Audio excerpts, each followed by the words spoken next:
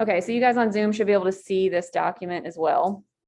This, I uploaded the document and then copied and pasted it all into the disease presentation assignment under assignments on Canvas.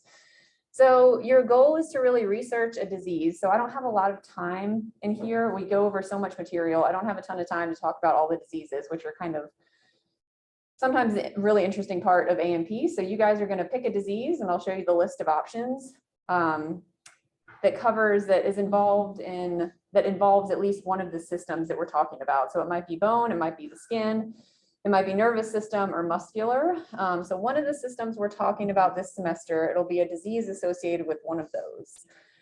So you will be ranking your choices. So the first part, it's not worth any points, but if I don't get a disease selection from your group, then I just assign you a disease that I want to learn more about. So make sure you get this in. It is a simple spreadsheet. You just, once you formed your group, which I'll give you all some time today to kind of work that out. Once you formed your group, you just rank your top 5 choices. So number 1 is your top choice. Number 5, I think there's 11 possible choices.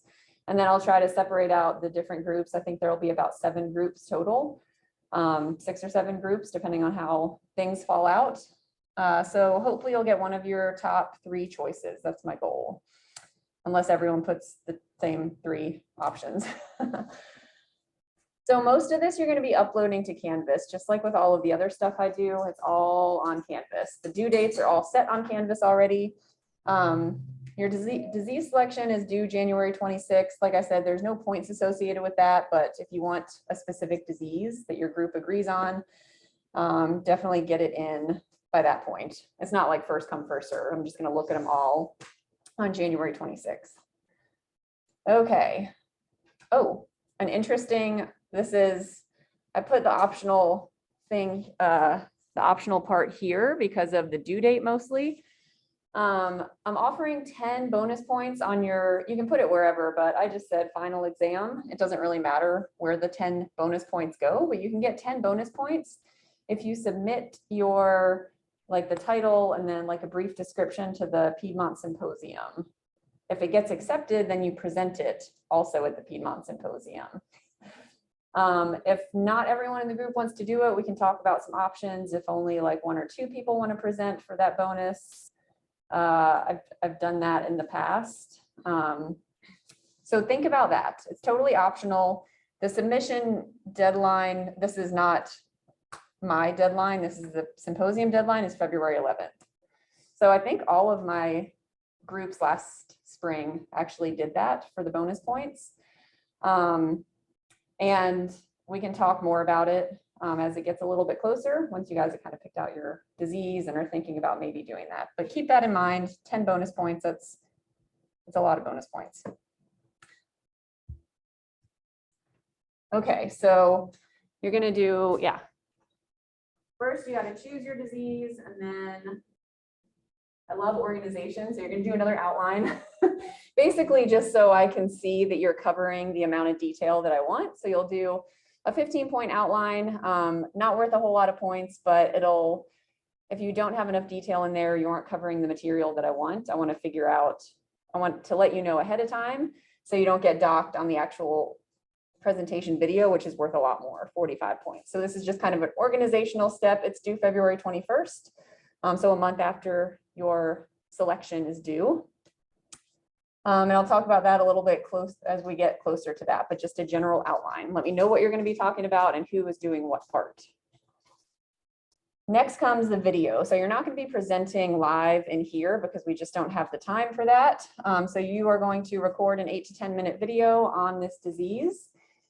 And these are the pieces, the information about the disease that you want to include. Obviously the name, I probably shouldn't even have the name as a point on here, but all of these different aspects of the disease, you'll record it, you'll upload it to YouTube, and then everyone in the class will watch everyone else's video, which I'll talk about in a second. Will that be also pertaining to the other part of the of this project?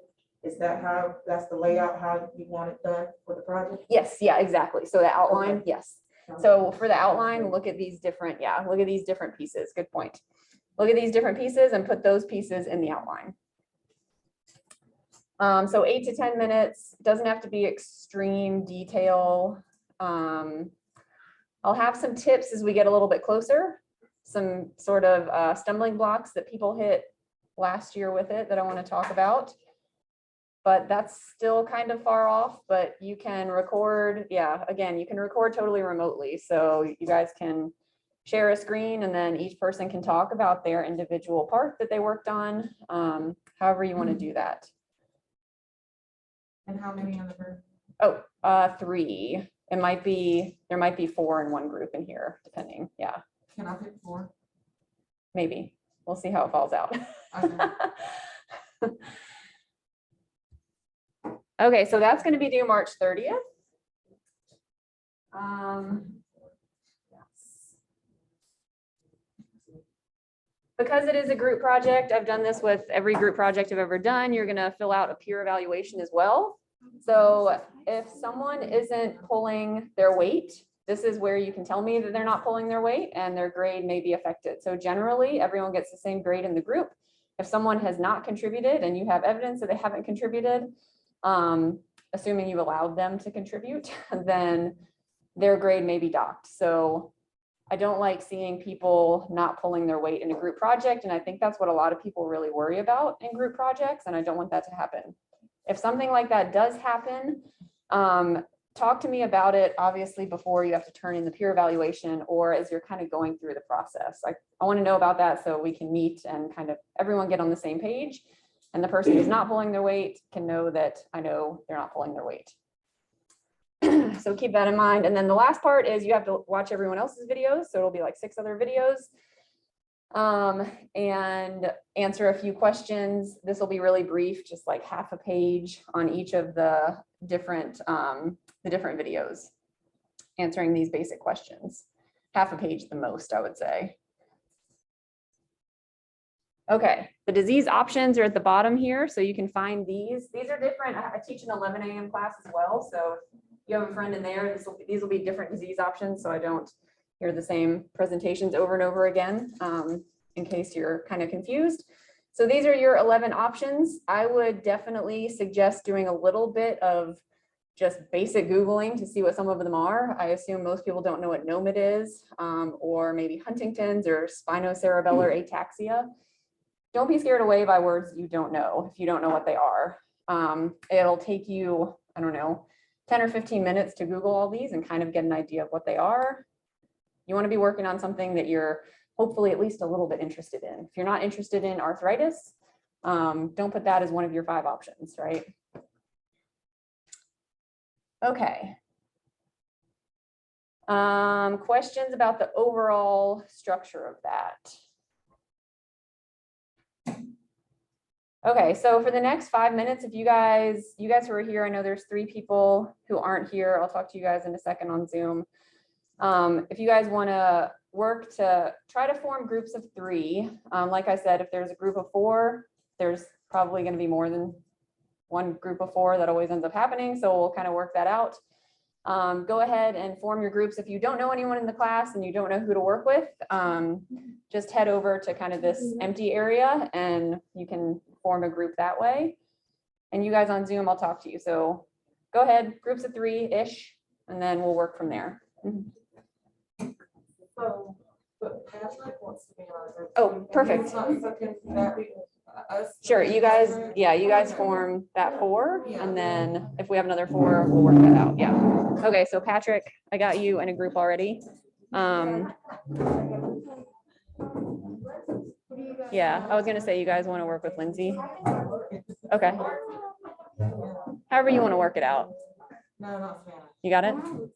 Okay. Okay. Yeah, it's okay if it's a group of 2. That's fine. So Lindsay, I think you're in a group. And Mihai, if you don't have a group, I might be able to find one for you, or if you know someone in the class, feel free to message them. Oh, chat. Cool. You guys are a group, I assume? Okay. Group. Awesome.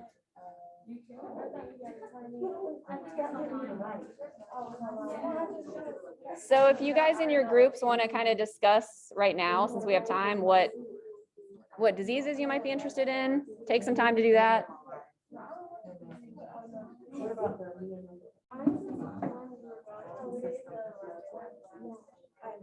There's a ton of information on all of these, so, oh yeah.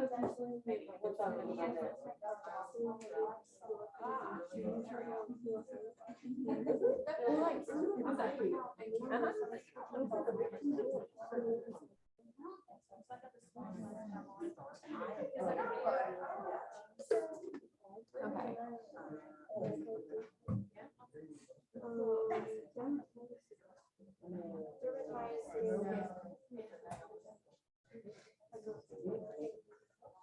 If you have questions about any of these, I can try to answer them. I know a little bit about most of them.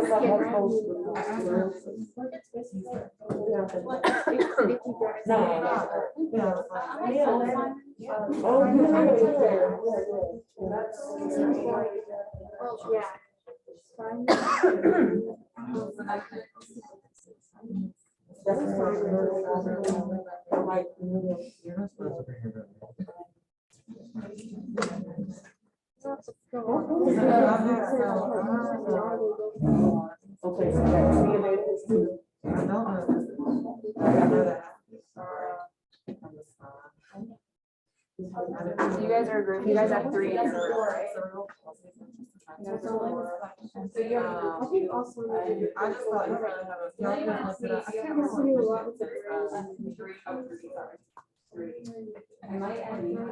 So it shows. Oh, yeah, you're right. Yeah. You're right. Oh, yeah, so. I don't know if you want 2 people.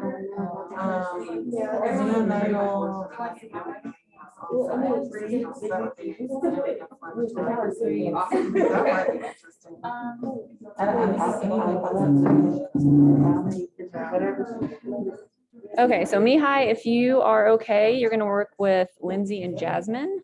If you have another idea, I'm totally open to it. You can email me or tell me now or later. I don't mind.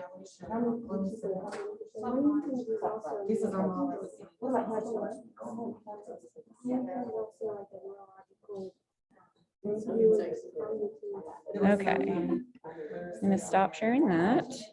All right, so wrap up your discussions. We're gonna go ahead and continue on with the chemistry of life lecture here. All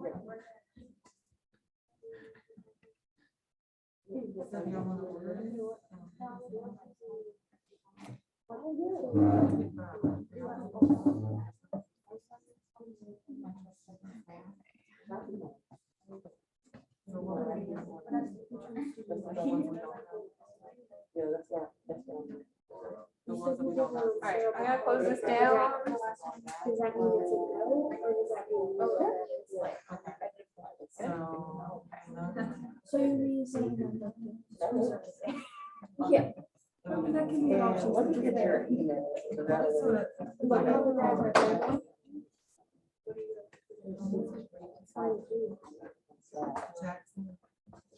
All right, so we're continuing on in our chemistry lecture. Like I said, that spreadsheet, just upload it and get me your choices by Wednesday of next week. I think that's 26, yes. Only one person has to turn it in, or do we all? Oh, just one person turned it in. Yeah, yeah, just one person send me the spreadsheet. Good question. And once, so put all of your group members' names on there, because then I'm going to set up groups in Canvas. So when you submit something that's a group thing, it doesn't look like, you know, 3 of the people or 2 of the people are missing it. I don't know. I know that throws some people off. So anyway, I'll set up groups in Canvas so it doesn't look like you're missing assignments that you should have turned in. So make sure all your group member names are on that spreadsheet or somewhere in that assignment so I can find them. Okay. Continuing on a little bit more, well, I think I've kind of already talked about these aspects of water. We're going to get into some other mixtures that, well, pretty much any mixture involves water in the body. 2 really important points moving forward that I've talked about already. Water is polar. that means it mixes with other polar substances. So polar plus polar. If water is polar, it's going to mix with other polar substances. It will not mix with nonpolar molecules. The main nonpolar molecules we have in our body are fats. So fats and oils, which are generally in the category of lipids. We'll get into biological macromolecule categories at the end of this, I guess maybe Monday probably. And we'll talk about lipids, but water does not mix with fat. I think we're all kind of aware of that. This is water. I talked about its polarity already. The red is the oxygen, slightly negative. The hydrogens are slightly positive because what's being pulled closer to the oxygen than the hydrogens? What? The electrons, yeah. So that's what makes it polar. You have this, the electrons are a little closer to the oxygen, making this negative, leaving these positive. Okay, that's water. There are some different categories of mixtures that I'm going to talk about. So 3 different categories of mixtures here that we can find in the body. A mixture, as we're thinking about it, is physically blended, but not like chemically combined. So there's no chemical reactions occurring, but it's physically combined. This is most of our body fluids. So our body fluids aren't just one substance. They involve a lot of different substances mixed together in a mixture. So saliva, urine, blood, all of those are mixtures of multiple different kinds of things.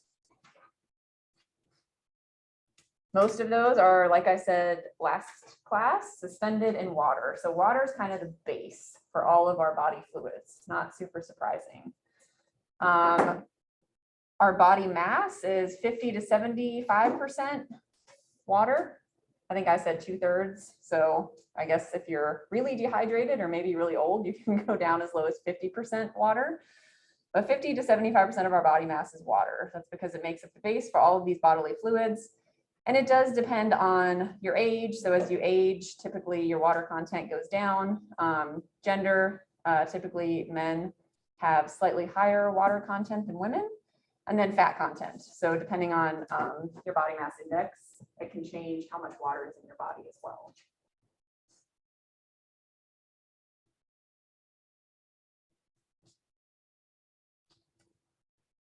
So now we're going to talk about 3 different kinds of mixtures in the body: solutions, colloids, and suspensions. You've probably heard of at least solutions and suspensions. Colloids are a little bit lesser well known. These 3 categories of mixtures, the main difference, well, there's a few differences, but what defines them is the size of what is dissolved in them.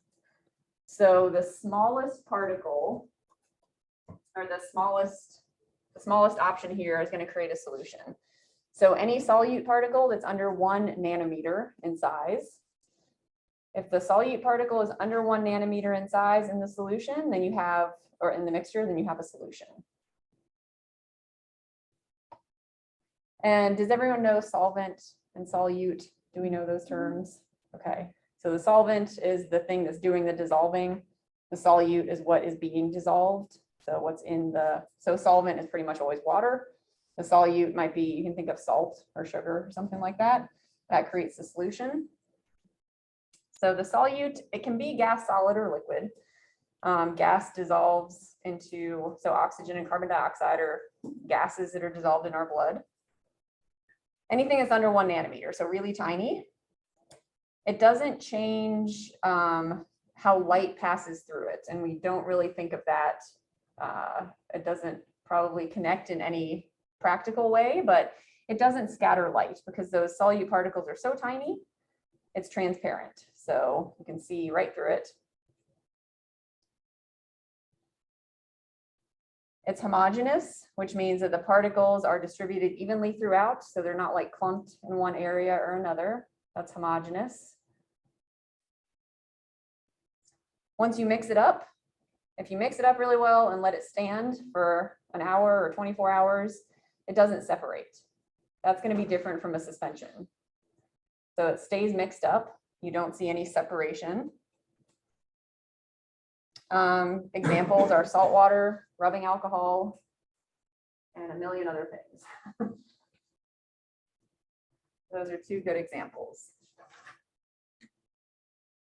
All right, so that's a solution, kind of the simplest of our three categories. Colloids are kind of another step up in solute size from solutions. So these are in order of the solute size. Solutions have the tiniest solutes dissolved. Colloids are kind of in between. Suspensions have really big solutes. Colloids have solute particles anywhere between 1 and 100 nanometers. So under 1 is a solution, 1 to 100 is a colloid, and then you could probably guess that over that is going to be a suspension. Because the solute particles are a little bit bigger, now these solutions, if you look at them in a test tube, they'll scatter light. So you won't be able to see perfectly through them. They're not totally transparent. They look a little bit cloudy. Milk is the best example, most common example of a colloid.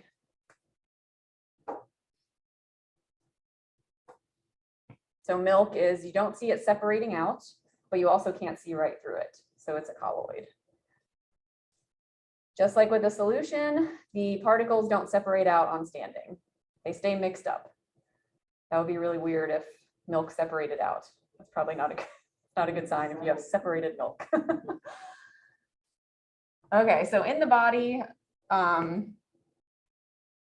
milk is produced at least by lactating women, but a more common one is proteins in water. So a lot of the solutions in our body are, well, our blood in a lot of ways is carrying proteins around. Proteins are pretty big, so they fall, if they're dissolved in water, they fall into this colloid category. So proteins in water are a good example of a colloid mixture.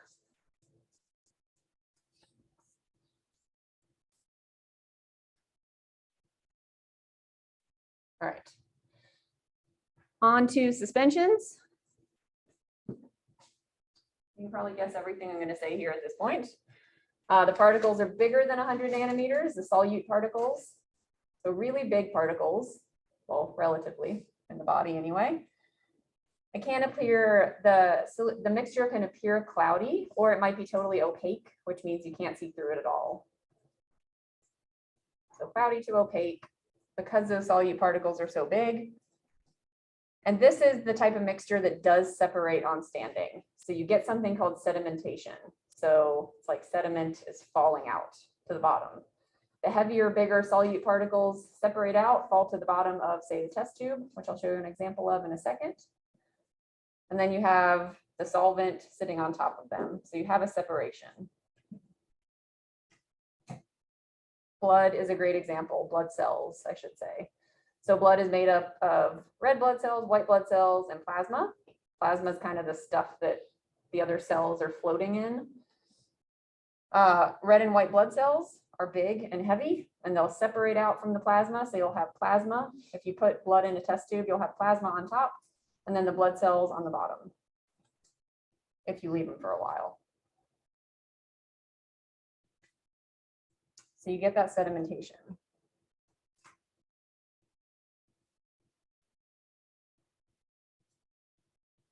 Questions about the differences between these three mixtures? They all occur in the body. Make sure you know the examples that I gave at the bottom of each of these slides.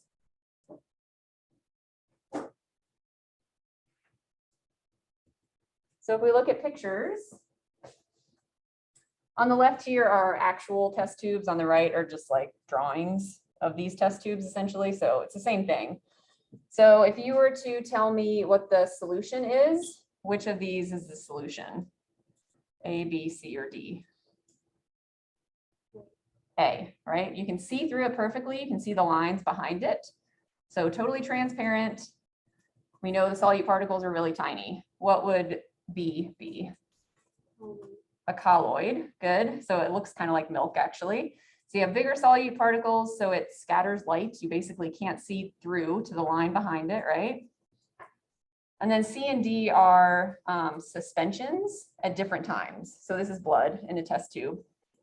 Right after being drawn, the blood in the test tube, it's all mixed up, right? The plasma and the red blood cells and white blood cells are still mixed together. After a certain amount of time, it'll settle out. So here you have the plasma on top, and then you can really only see the red blood cells because there's a ton of them on the bottom here. So I have the terms here at the bottom if you want to go back and look at those. So we have our solution, tiny particles, colloid, kind of middle range size particles, and then suspension. A suspension is the easiest to identify just because you have that separation over time.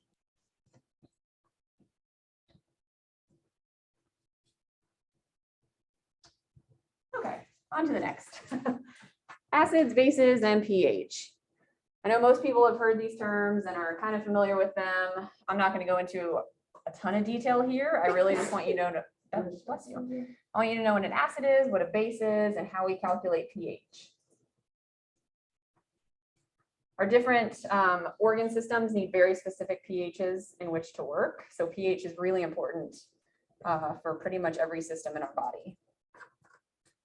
So first off, an acid is going to release hydrogen ions, H+, in water.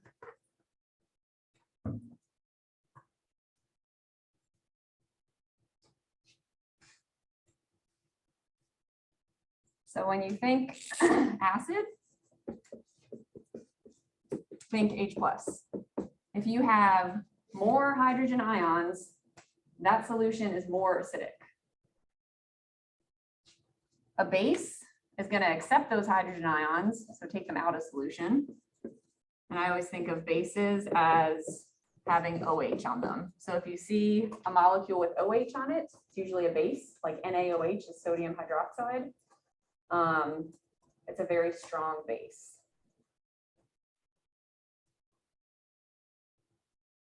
So acid H+, base OH-. When we're measuring pH, what we're actually measuring is how many hydrogen ions there are in the solution. So if there are more hydrogen ions, so a high amount of hydrogen ions, you have an acid or a base. Lots of hydrogen ions. An acid, right? You see the H+, if there's a lot of hydrogen ions, you have an acid.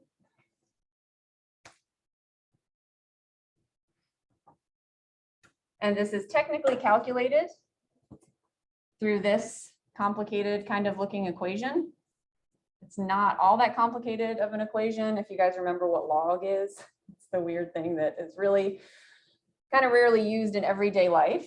But pH is the negative log. Make sure you know the negative log. And then this means hydrogen ion concentration. Those brackets mean concentration. So, whoops. Oh gosh, sorry. Hydrogen concentration. Promise I don't really write like this. It's just a little bit off when I'm writing on there. So H+ is the hydrogen concentration. So because it's a negative, if the hydrogen ion concentration goes up, what does that do to the pH? Does it go up or down? Since it's a negative. It goes down, right? So it's opposite, which is really weird. So more hydrogen ion concentration, more hydrogen ions is going to lead to a lower pH. A lower pH, I'll show you the scale. I think most people know the pH scale. Lower pH means acid, but it is backwards because of that negative. So the negative is important. The log means that a movement of, say, 1 point on the pH scale from, say we're going from a pH of 5 to a pH of 4. It doesn't mean the solution has changed.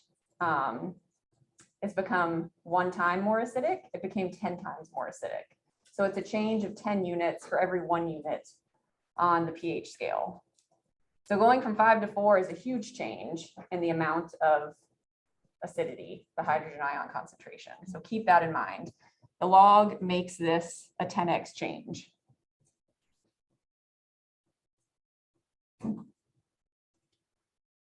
Here's the general, how the pH scale falls out. 7 is neutral.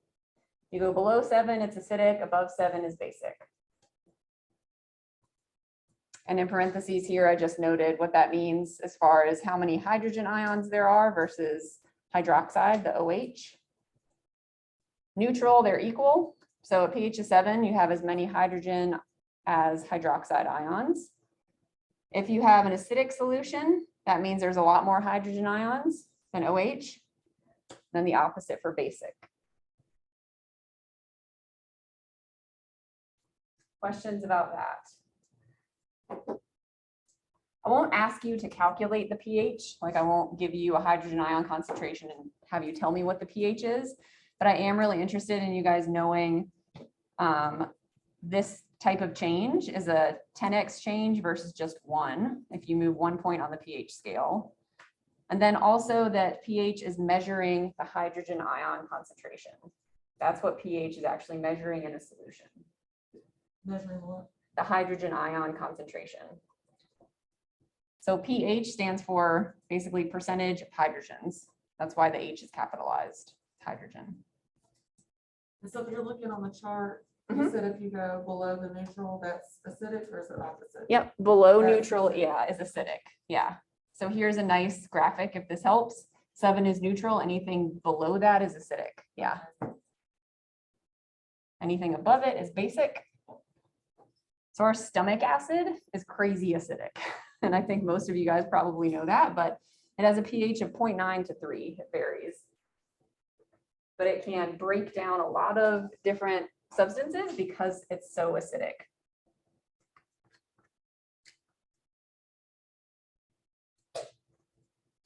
I think that's all I have on pH. The basics of pH. Any other questions about that?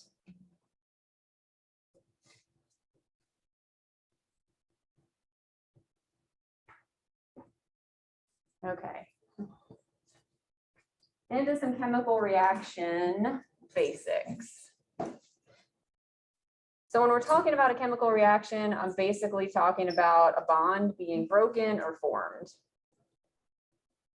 And this is going to sound, well, all of this probably sounds very familiar to any kind of general biology class you've taken.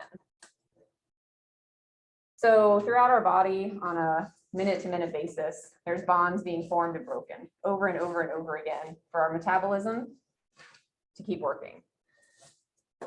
There's 3 general kinds of chemical reactions, just like general categories. So you have decomposition, which just means you're taking a molecule like AB, breaking it down into its individual components, A separated from B. Synthesis is the opposite. You're making something. If you're synthesizing something, you're making it. So you're taking those individual components, A and B, and smushing them together. They're bonding.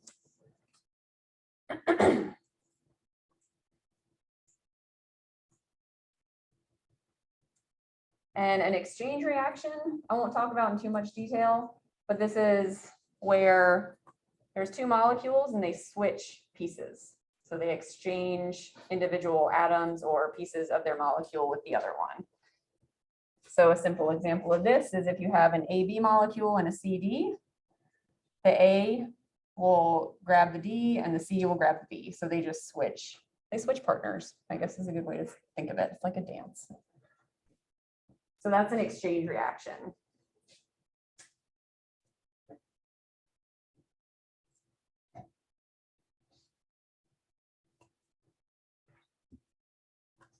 Here's some picture examples if you like pictures. I do.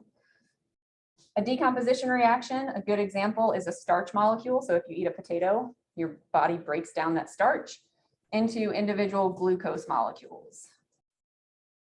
And we'll talk about these different biological macromolecules. These are carbohydrates.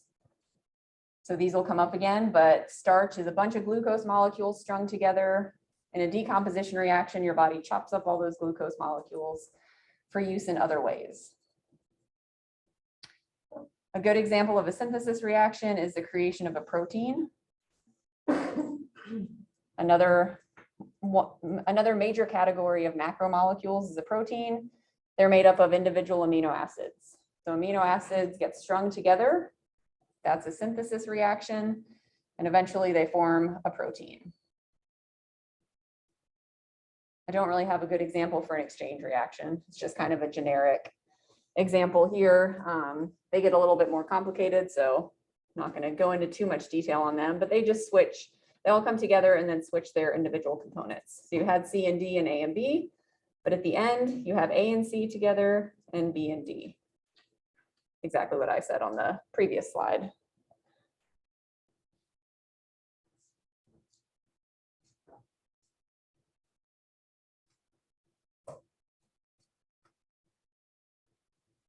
Okay, back to a little bit about atoms here. The reactivity of an atom, I know I said electrons are what we care about, but if you break it down, if you go back to the ultimate cause of the reactivity of an atom, it comes back to the protons. Remember, the protons are in the center of our atom. We've got our nucleus, which has a bunch of protons and neutrons in it. And then you have the electrons and energy levels kind of around the side. The protons in the middle are what are attracting these electrons to the atom. So without the protons, the electrons aren't going to stay with the atom because negative attracts positive, right? These are negatively charged. Protons are positively charged. Because the protons are positive, they're pulling the electrons in and keeping them in their orbits. So that's why I say the reactivity of atoms ultimately is determined by the protons. It's kind of just not going to go into a lot more detail about that, but that's something you guys need to know. Another term I haven't talked about are isotopes. This brings the neutrons back into play. So neutrons, I said, we're not really going to talk about neutrons, except in one instance, which is this instance, with isotopes. So there are different forms of elements. And those different forms, the only thing that differs is that they have a different number of neutrons. So typically, if we're thinking about, let's think about carbon. Carbon's atomic number, does anyone remember that off the top of your head? 6. Wow, nice, yeah. Carbon has 6 protons, right? That's its atomic number. So how many electrons does it have? 6, yep, 6 electrons. And it also has 6 neutrons, which I didn't talk about neutrons at all. 6 neutrons. So it has 6 of everything in its normal state. Oh, there you go. So an isotope of carbon, there are different isotopes of carbon. There's different isotopes of a lot of different elements, but I want to focus on carbon for now. Different isotopes of carbon will have sometimes 7 neutrons or even 8 neutrons. And neutrons don't do a whole lot, but changing the number of neutrons will change the reactivity a little bit. You might see the word isotope. That's the main reason I'm going over this. I'm not going to ask you to talk about the reactivity. I want you to know what an isotope is, the fact that it is the same element but different number of neutrons. That's the thing that changes. But we'll see this term, and I want you at least to have an idea of what it is. That means it has a different atomic mass. So the atomic mass we hadn't talked about. Electrons don't weigh a whole lot, so they don't really contribute to the atomic mass. The protons and the neutrons are the big things. So adding a neutron is going to change the weight of that element. It's just the mass, the weight of the element, a pretty good bit, a good deal. So carbon normally has 6 neutrons, like we talked about. When it has 8, it becomes radioactive. So if it has 8 neutrons instead of 6, it's a radioactive form of carbon. And this is part of where, if you've heard of carbon dating, like dating old fossils or something, they use radioactive forms of carbon to do that, because it decays at a very specific rate. You don't need to know that, but if you've heard of carbon dating, that's where it comes from. It's using this radioactive form of carbon. So here you can see, I'm going to ignore this right now. There's different hydrogens as well. Here we have 3 different carbon isotopes, and they're just notated a little bit differently. So the 6 is how many protons there are at the bottom there. So they all have 6 protons, and they all still have 6 electrons. But when you add up the protons and neutrons, normally you'll get 12 because you'll have 6 of each. If you have an extra neutron, so you have 7 neutrons, that adds up to 13. This is the atomic mass that I was talking about, different atomic mass. So atomic mass is at the top there. Again, don't worry too much about this. I really just want to kind of give you some background as to what an isotope is. If you can tell me that it has a different number of neutrons, I'm happy. It has a different number of neutrons from the regular form of the element. This is our radioactive form, carbon-14. It has 6 protons plus 8 to get to 14. That's 8 neutrons. All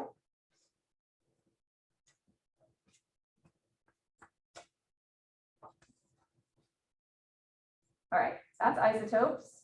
A little bit more about some basic atom stuff. I'll introduce this idea of metabolism. So metabolism, I mentioned that term a couple slides ago already.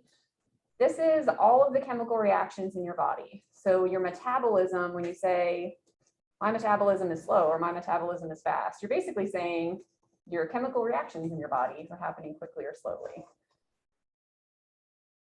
The 2 main parts of metabolism are reactions that build bigger molecules, which is anabolism, or catabolism, breaking down molecules into smaller components. So you have that synthesis or that decomposition reaction, like I already mentioned. Anabolism is a synthesis reaction. It takes energy to make these bigger molecules. So they're energy storing is a good way to think of it. Here's a nice little simple diagram. You have a bunch of tiny molecules. They all bond together to form a bigger molecule, like forming a protein, like I just showed you. That's anabolism. Catabolism is the opposite. You have a large molecule. It's a decomposition reaction. So like the starch molecule that I showed you, breaking that down into its individual glucose components, that's catabolism. That releases energy. Catabolism releases energy. Anabolism uses energy.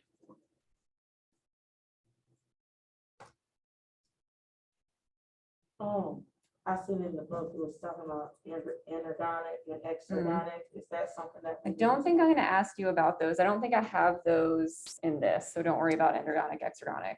If you know those terms, great. If you don't, yeah. Just know, yeah, anabolism and catabolism. Good question. So that's what makes up your metabolism, just a bunch of reactions that are breaking stuff down and building bigger molecules.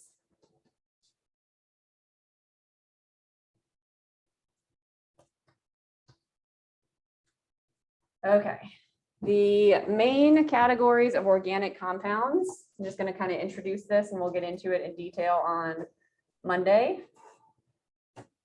So these organic molecules are formed via our metabolism. So we're basically building bigger molecules from individual components. I'm going to talk about the 4 main categories of these organic compounds that are of interest to us from a human AMP point of view. They're organic because they contain carbon. So organic chemistry, if you've heard that term, is just the study of any molecules that contain carbon. We are carbon-based. The main molecules that make us up are carbon-based. So they all have a base of carbon. The 4 main categories we have are carbohydrates, lipids, proteins. I'm sure everyone has at least heard of carbohydrates and proteins. Lipids are fats. And then nucleic acids. What do nucleic acids make up? What? Nucleic acids? No, that's protein. DNA. Yeah. Yeah, DNA. So nucleic acids in our body are RNA and DNA. Okay, we'll stop there. I'll get into that on Monday. Yeah, that's it. I'll see you all Monday.